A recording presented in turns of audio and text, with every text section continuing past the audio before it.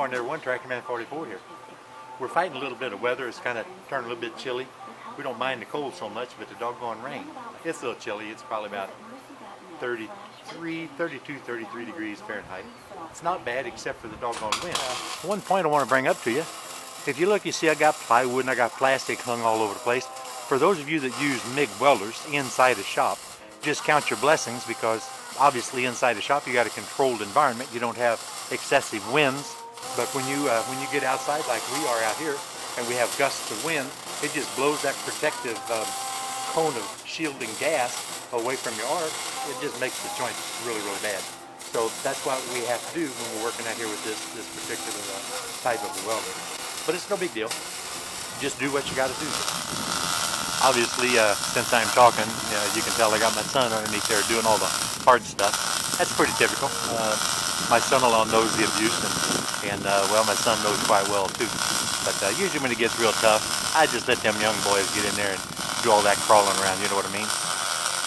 That's the way a lazy guy does it anyway. But you can obviously see we've got the plywood around him because we do have some probably easily 15, 20 mile an hour gusts. And you can't ever tell when it's gonna blow in. I've kind of got the plywood in the way. We've got that gusset coming down from the vertical on the gooseneck, terminating, down here at the bottom of the 2x6 frame.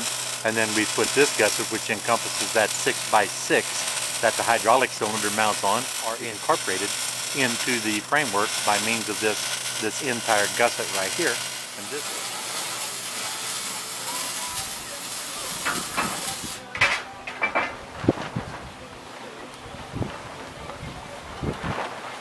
I think this is going to work just like it is, man. It just takes two of us to tack it in place. It'll be ready to go.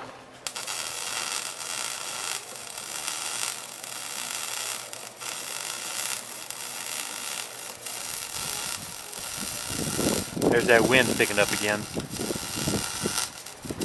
Wouldn't be for that plywood, we'd be having one devil of a time. Now stick welding is not so bad. For some reason, now in high winds, stick welding still gives you a little bit of an issue.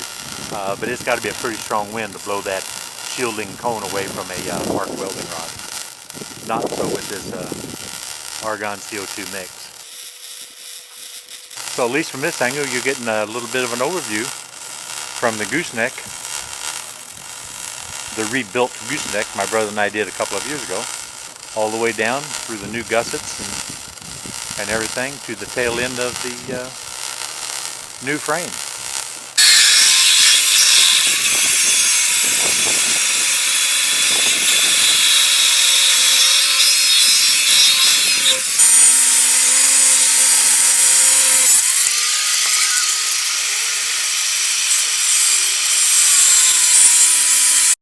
Well, I have to admit, from this angle, it is beginning to look a little bit more like a trailer frame. Tyler's up there working on the toolbox / hydraulic pump and reservoir. Get that trimmed up, and that'll be attached right in behind that very front frame cross member.